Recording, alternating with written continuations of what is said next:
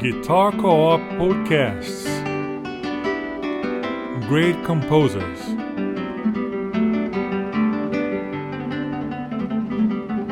Conceived and presented by Fabio Zanon.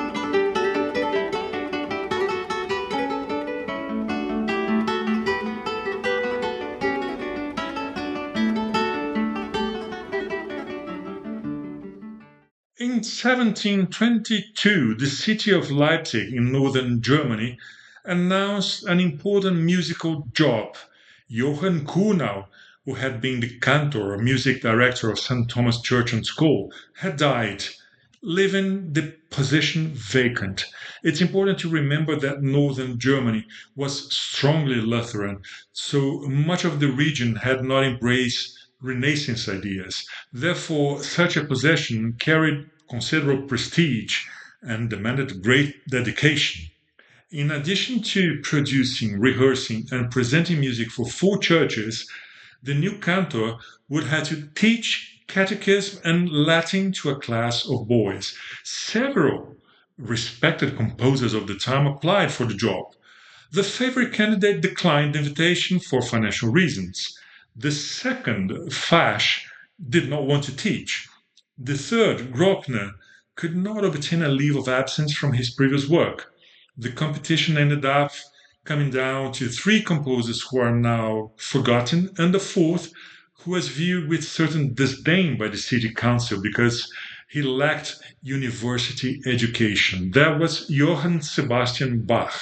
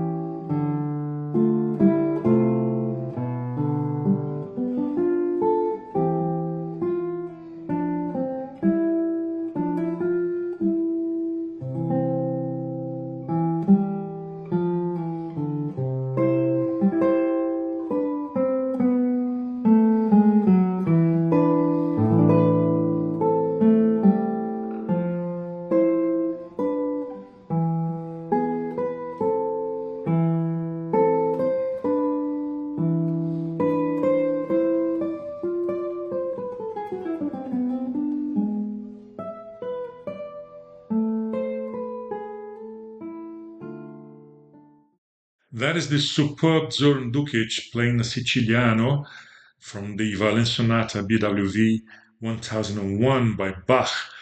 That is in an album released by Guitar Co-op. If you feel you are not enough recognized, don't despair. Bach is today not only a composer, he's the greatest master of them all, one of the greatest minds in the history of mankind. But a city councillor, certain Dr. Platz, entered the gallery of the greatest fools in history by saying that since it's not possible to get the best, we'll have to accept the mediocre.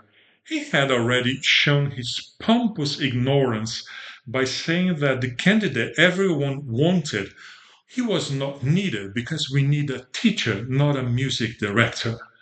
But who was this guy, the best of them all, the highly coveted guy who could snub such a position? That was Georg Philipp Telemann.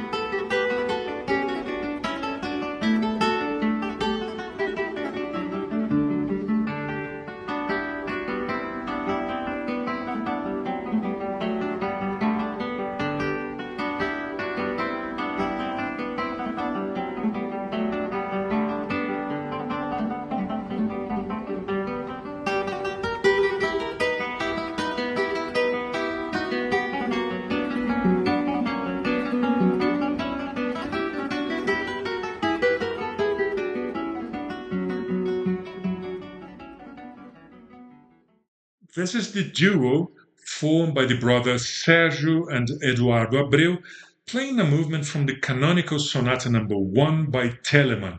That is an album released by GuitarCoop that you can hear online or in the playlist that accompanies this episode that you can access in the description. Well, I thought you didn't know Telemann, right? Well, this is the theme that opens our podcast, a very catchy tune, by the way. Except that today we don't really know Telemann. He suffers a curse, the curse of having been consecrated during his lifetime. His music was considered modern and interesting, and on the top of that, he committed the supreme indiscretion of being more admired than Bach himself. Telemann is in the Guinness Book of Records as the most productive composer in history, with more than 3,000 works to his credit. There must be something wrong with such a successful person. Even some good historians in the 20th century say that he could have been a great composer if he hadn't been so opportunistic or if he hadn't catered for frivolous tastes of his time. This simply has no basis on reality. Telemann was an extraordinary person, a very intelligent man, attuned to the new trends of his time. He consumed music from France, from Italy, and even from Poland, and adopted a simpler style, but one that appealed more directly to the emotions of his listeners. Simpler doesn't necessarily mean easier or superficial.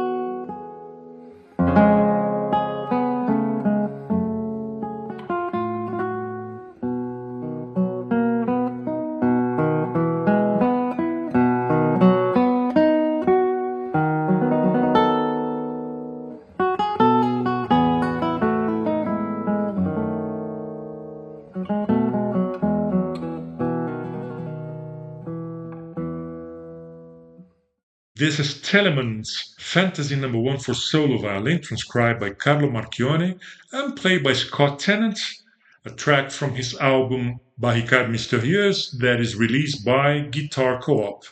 We must also remember that Handel, that was his exact contemporary, is the first composer in history who has never ceased to be listened to. Especially his choral works never cease to be performed.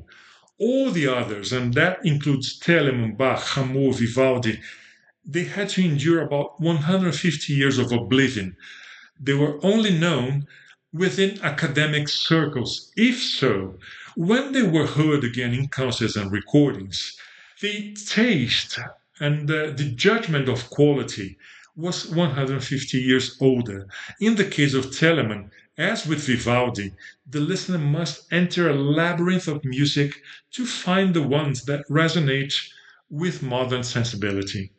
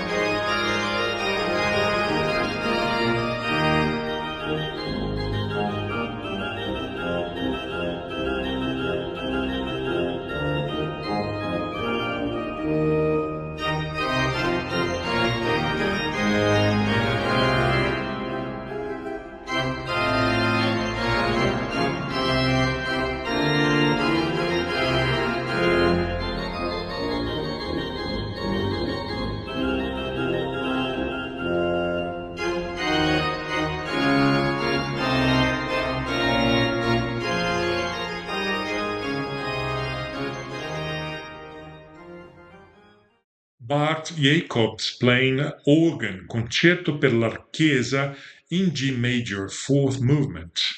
That a person like Telemann, born into such a staid environment, managed to create music that is an explosion of imagination and vitality. It's a miracle. Telemann was born on March 14th, 1681, in Magdeburg. His father was a deacon and died when Georg was only 4 years old. His mother's family was also very religious, and he was raised in a strict Lutheran environment. He began learning the organ from a local musician aged 10 and demonstrated an overwhelming curiosity for everything related to music. Despite family opposition, he studied on his own and wrote his first opera at the age of 12. At high school, a more observant rector supported his musical inclination.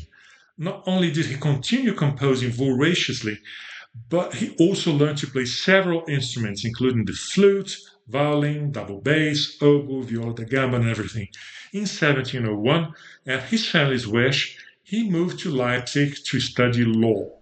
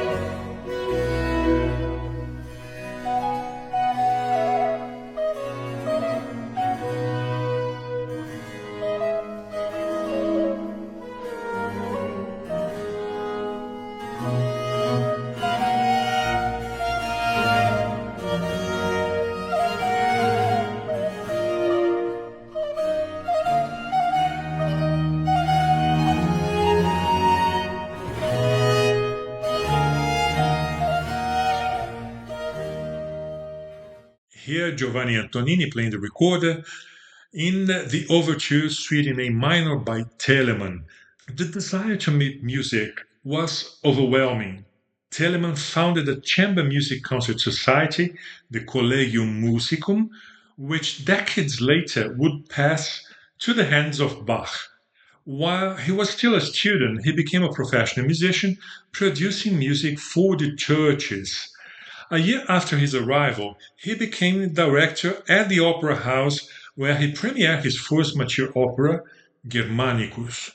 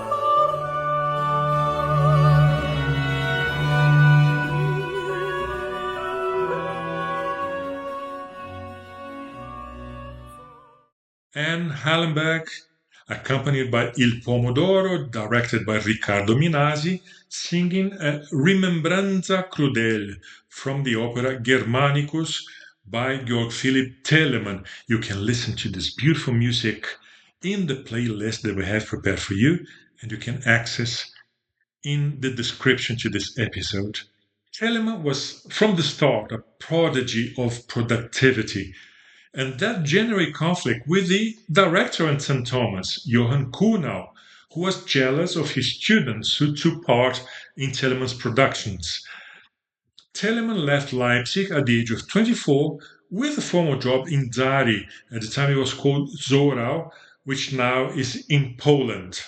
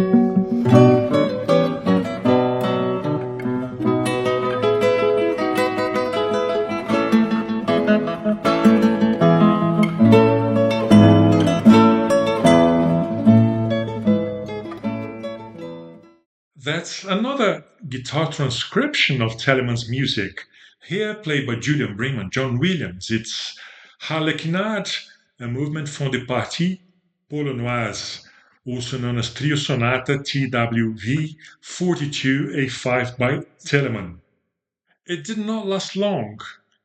A war broke out, and he found another job as a musical director in Eisenach, which was, by the way, the city where Bach was born. There, Telemann had to produce both sacred and secular music. He immediately wrote 4 yearly cycles of cantatas for religious services. The man was really a music industry. It's really impressive.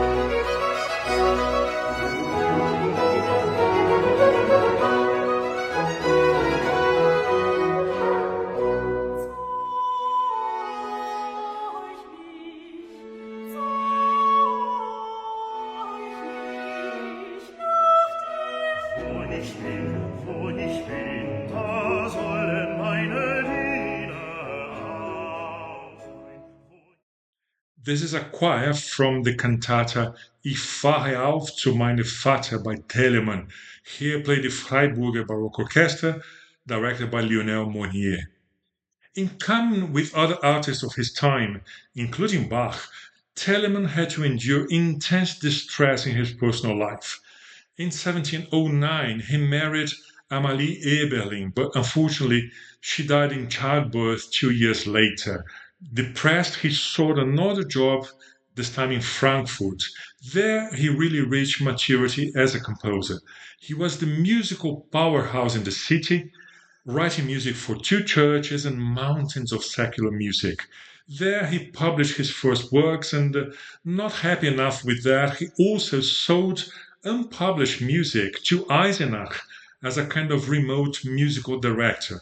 In Frankfurt, he premiered several operas in which he adopted a typically Italian innovation, the aria da capo, that is, an aria in which the initial idea is reprised after a contrasting section.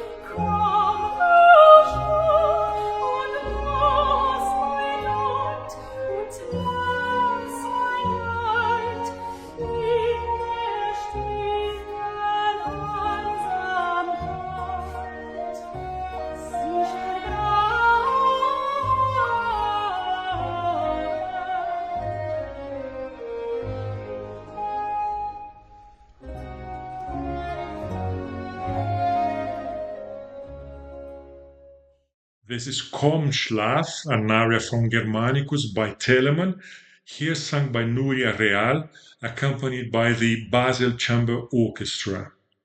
In Frankfurt, Telemann remarried, this time with Maria Katharina Textor in 1714, and over time they had 9 children. Children were a great source of happiness and solace for Telemann, and with each new baby, it seems that his musical output increased even more. In 1721, he accepted an invitation to become the cantor or musical director of the 5 largest churches in Hamburg. 1 year later, after he refused the invitation to return to Leipzig, Hamburg authorities increased his salary. There he maintained his immense productivity and even managed to travel occasionally outside of Germany. He spent 8 months in Paris, where he met Rameau, premiered some works, and enthusiastically attended Hamel's opera Castor and Pollux.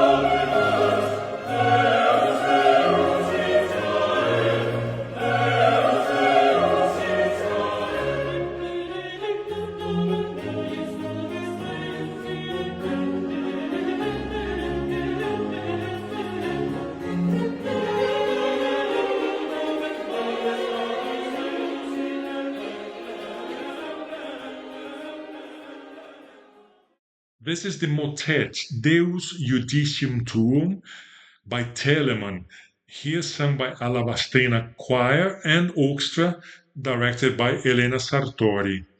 You can hear this beautiful music in the playlist accompanying this episode.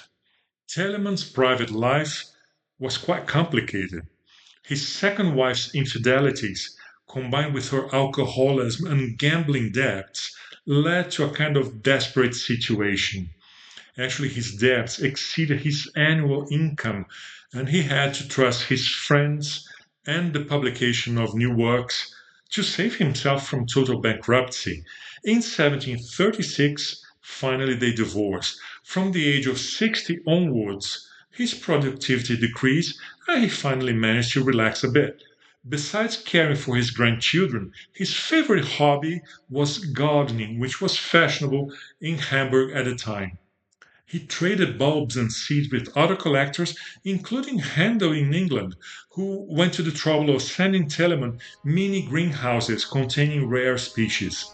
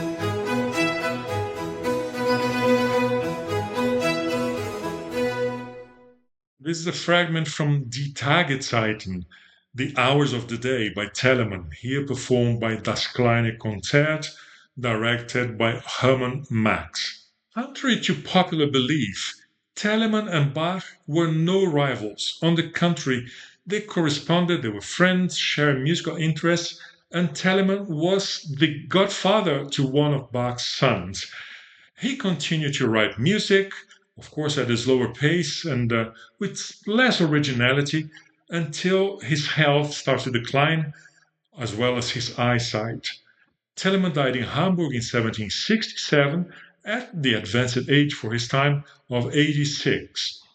His position was soon taken over by his godson, one of the greatest geniuses of his time, Carl Philipp Emanuel Bach. Telemann's last works are in a kind of more modern style called Style Galant. It is sort of related to Rococo, but is not exactly the same thing. The Galant style favors sensitivity as opposed to grandeur. It is very melodic and elegant, the musical equivalent of powder wigs and perfumed silk scarves. His last oratorio, Der Tag des Gerichts, the Day of Judgment, written when he was 81, well illustrates this new sensitivity of someone who continued to evolve until the end.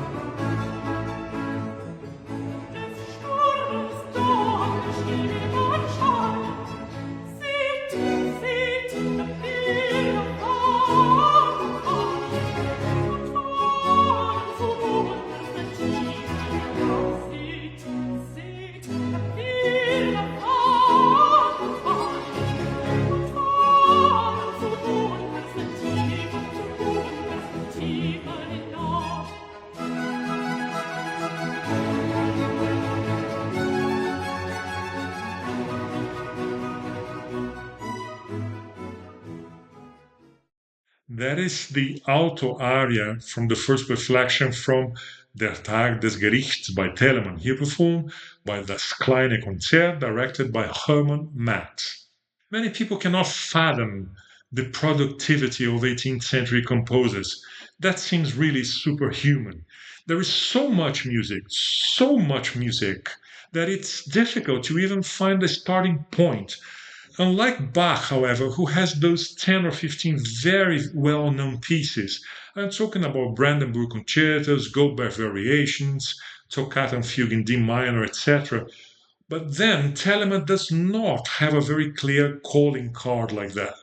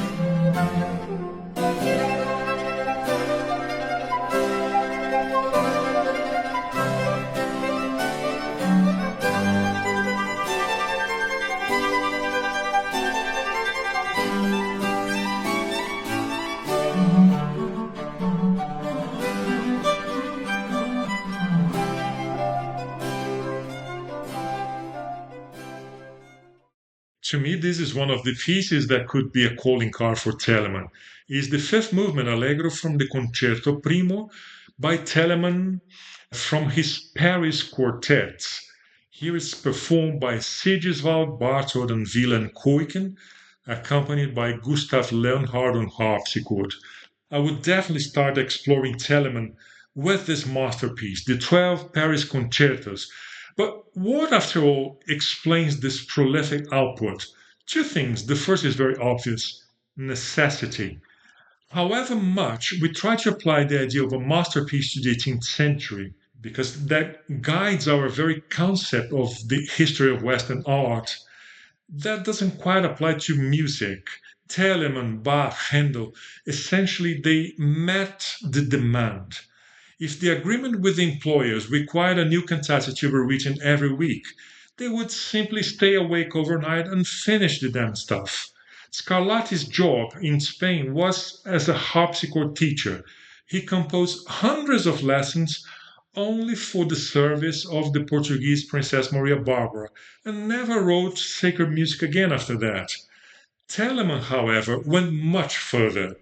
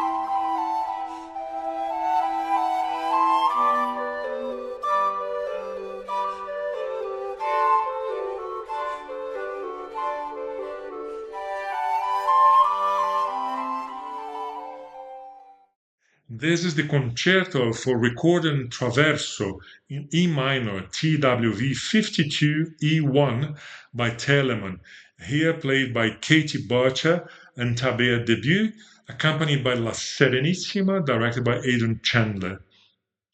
The second point is that Telemann's music obviously lacks the scientific complexity and the intensity of Bach's works, or even the relentless quality of Handel's greatest projects.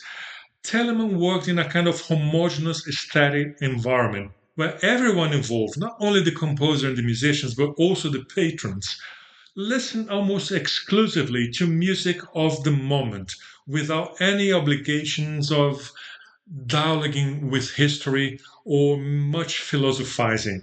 Even so, even in his most bureaucratic works, Telemann always manages to include some new ideas, some unexpected twist of phrase, an original rhythm, or a kind of unusual combination of instruments.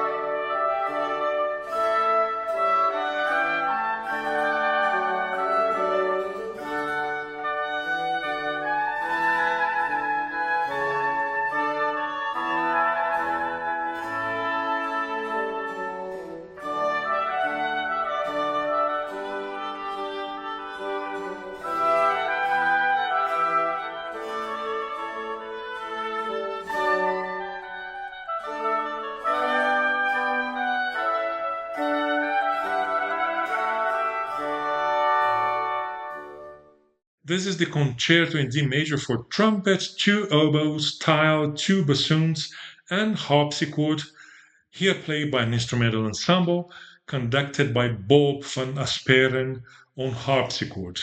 Telemann not only wrote music day in and day out as a job request, but he was also the director of the opera houses in Frankfurt and Hamburg. Not only that, he even produced a series of concerts in a tavern where citizens would get admission by ticket to hear his new instrumental works. On the top of that, he produced commissioned instrumental and vocal music for other churches in other cities. On the top of that, he innovated in musical publishing. He founded a magazine called The Loyal Music Teacher, which published fortnightly installments of new music lessons. 25 of these installments have survived. One of them contains the amusing suite for two violins based on Jonathan Swift's Gulliver's Travels. The music illustrates these strange episodes, for example, this Louvre of the civilized Howans combined with the fury of these mischievous Yahoos. This is a piece that could sound very beautiful when transcribed for two guitars.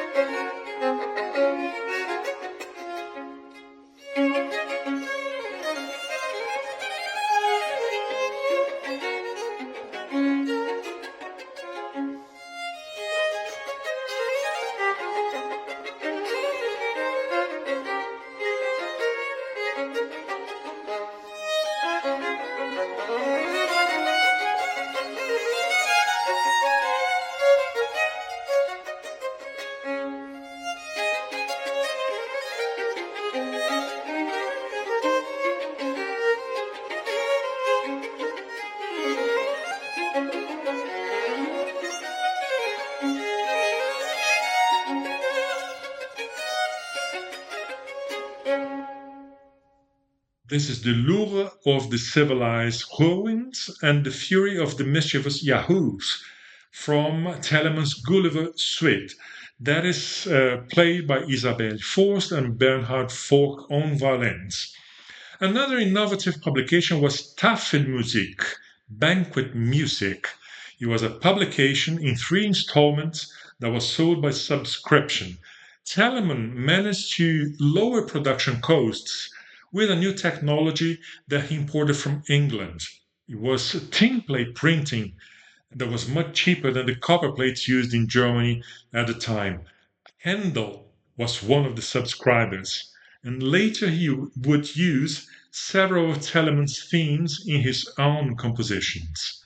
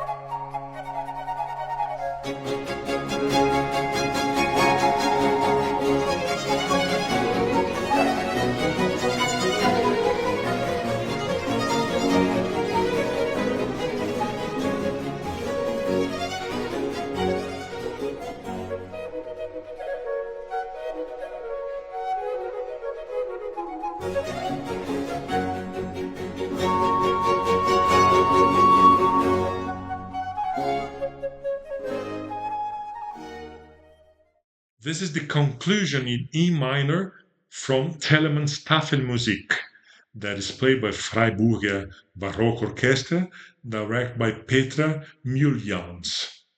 It is possible to approach Telemann because he wrote an autobiography in 1740, where he offers a very lucid self-analysis as a composer.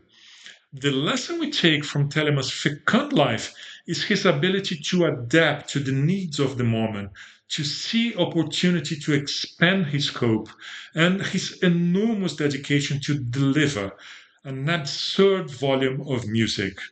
If Telemann was alive today, no question, he would certainly have been a pioneer of online content, online teaching, advertising commissions, video games, and the creative use of artificial intelligence.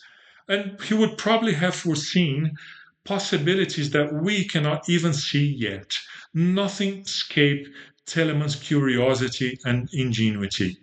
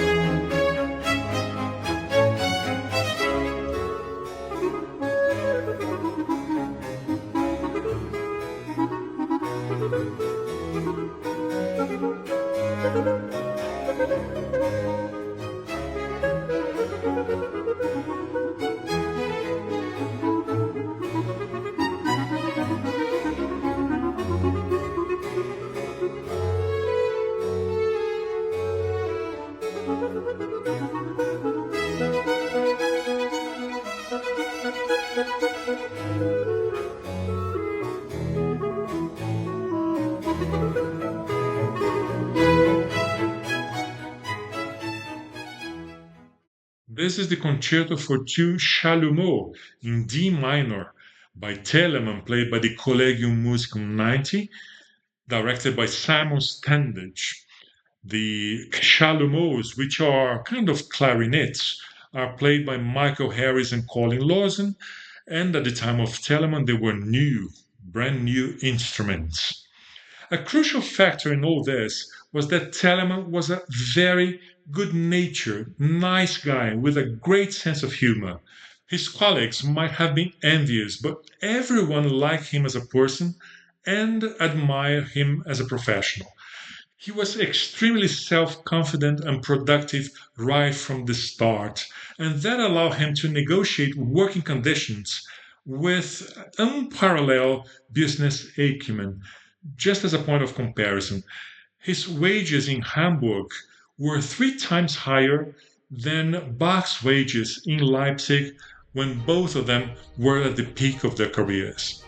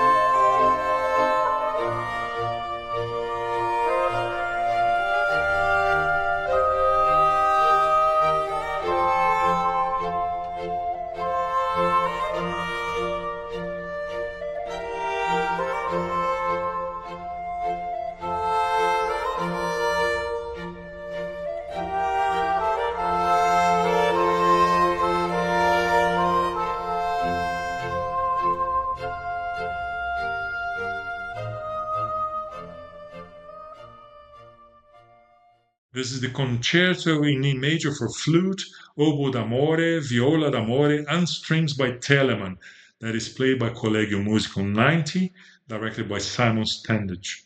Let's talk about Telemann's prolific output, starting with sacred music. As I said, Lutheran Church valued quality and expected a cantor or musical director to produce a new cantata for each week of the liturgical calendar. That is, a sequence of musical numbers commenting on the biblical theme of that week. Combined with some festive days, this amounted to about 50 cantatas every year. Bach wrote 5 annual cycles, about 200 cantatas that have survived and another 100 that have been lost. With music of this quality, to me, that is one of the greatest individual achievements in music history. Well, Telemann composed more than 1,043 cantatas, quite possibly more than 1,400. In Hamburg, he would write up to 2 cantatas a week for different churches. Even considering that they are simpler and shorter than Bach's, it's astonishing.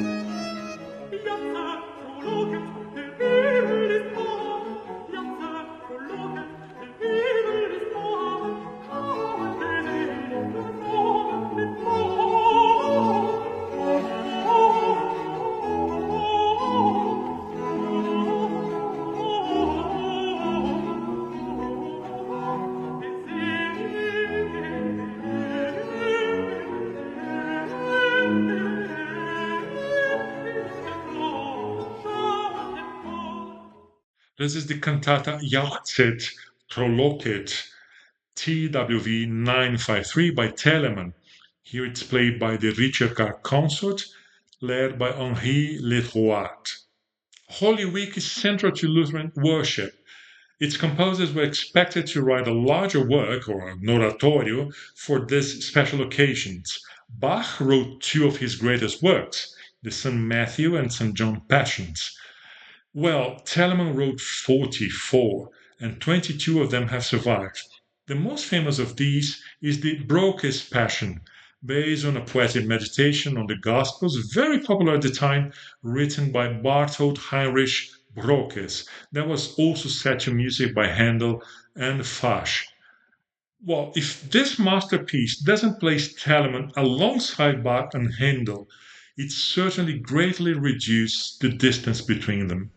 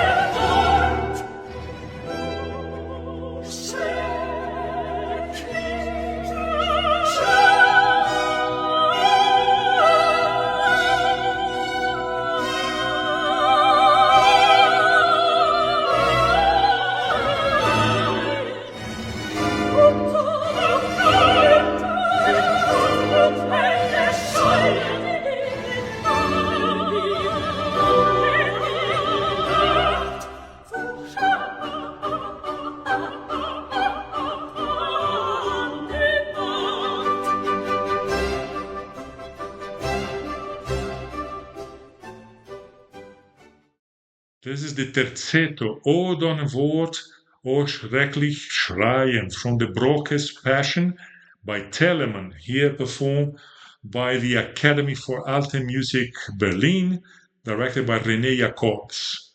As the director of the Hamburg Opera from 1721 to 38, he premiered not only his own operas, a good portion of which survive only in fragments, but also staged the German premieres of Handel's operas. Don't forget that Handel was living in England at the time. This is an area of Telemann's music that has really not yet undergone a reevaluation in the 21st century.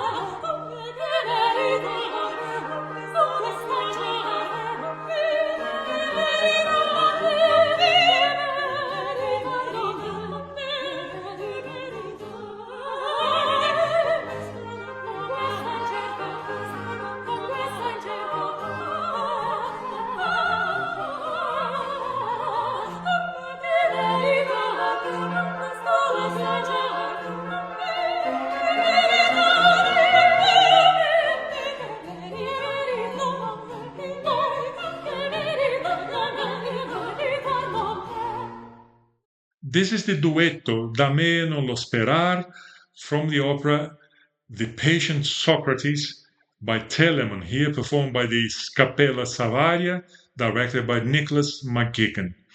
Telemann is also credited with bringing the French overture, or the suite in French style, to Germany. If you heard the episode about Robert de Bizet, you are familiar with that, and will remember that it was formatted by Lully in France, but it reached its peak in Germany. Bach left 4 beautiful orchestral overtures. Telemann wrote more than 600. He started by imitating the French and gradually found his own style, and in the process he actually created a German style of writing French overtures.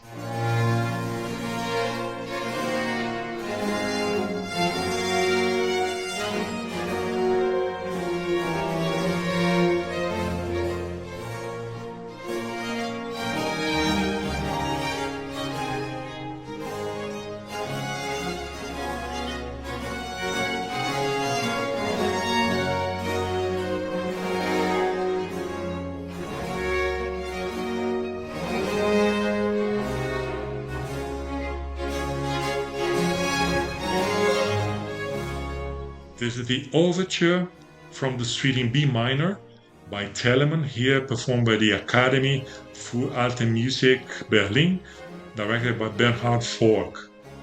Telemann wrote volumes of instrumental music, and I consider the 12 Paris quartets the peak of his production, but he has a lot of interesting music. Regarding solo music, he wrote 12 suites for solo flute, 12 for solo violin, 12 for solo viola da gamba, and 36 for harpsichord. Few composers would dare to write a fugue for solo flute, but Telemann did. The violin works are probably the first pieces by Telemann that have been transcribed for solo guitar in the 20th century, known today through the efforts of Carlo Marchione, who transcribed all of them for the guitar.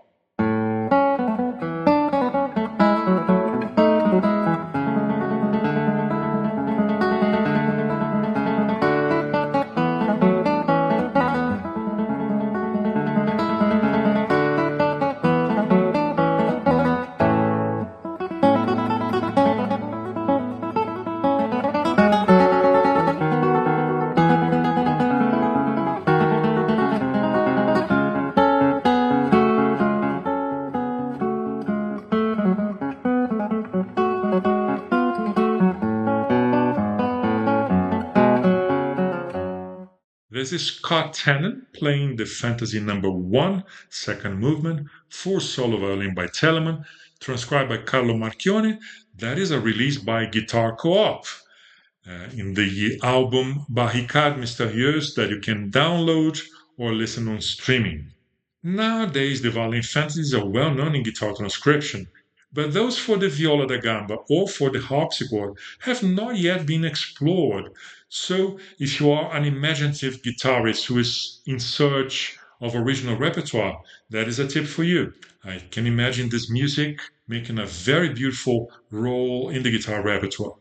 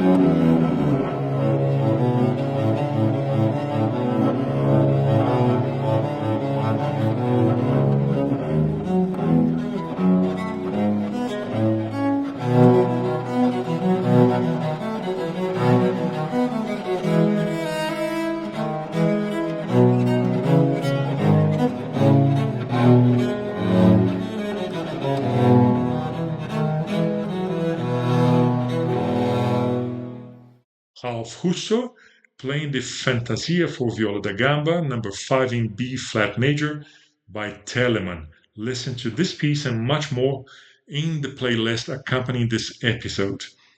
Telemann's contemporaries admire him as the painter-composer because of his ability to evoke sounds of nature in his music.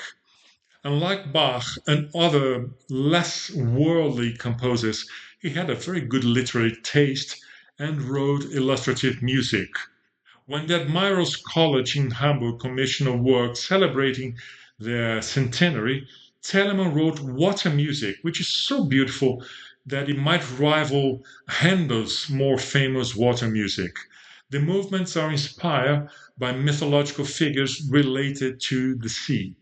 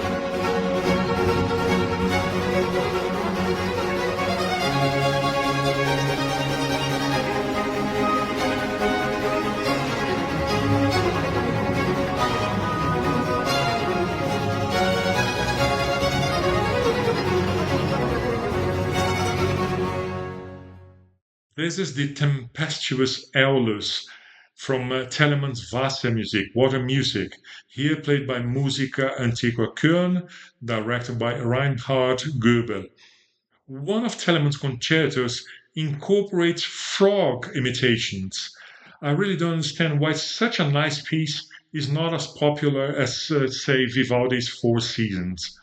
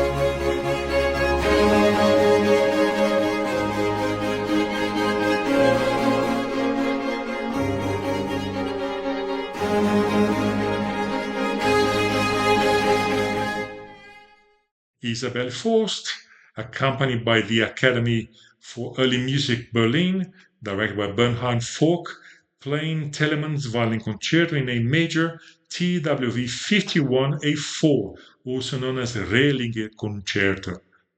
That is the big question for me. Why doesn't Telemann become as popular as his contemporaries like Vivaldi, Bach, or Handel? Basically because the rediscovery of Baroque music was a romantic invention.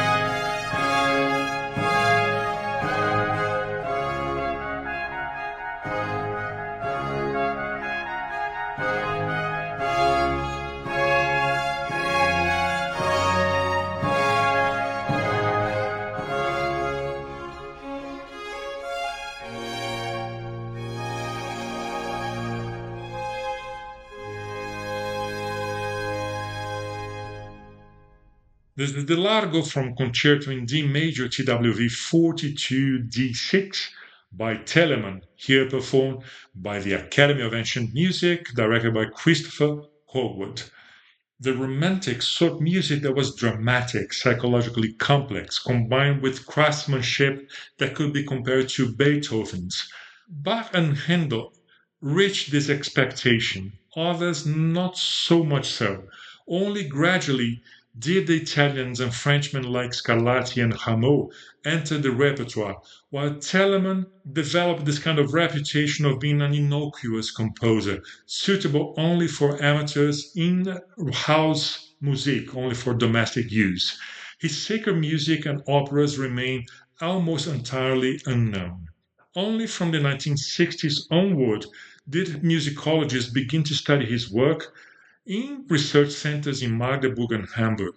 At least now his works are listed and numbered, and like Bach's, they always have a catalog number, TWV, Telemann Werkeverzeichnis, the index of Telemann's works.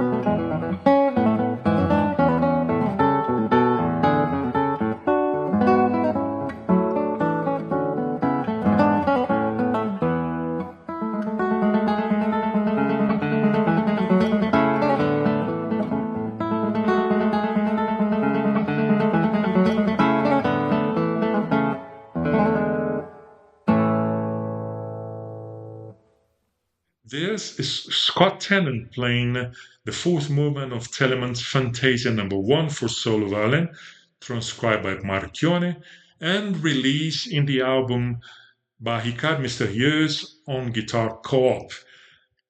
I think you enjoy very much getting to know more of Telemann's works with the playlist that accompanies this episode and can be accessed in the description. I hope you enjoy that, and I want to say a big thank you to Henrique Caldas for the technical works and for Monicky Zaczéski for the production.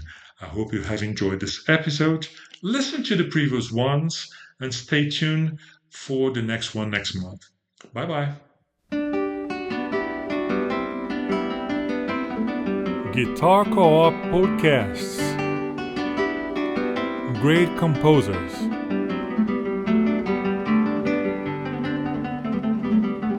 Conceived and presented by Fabio Zanon.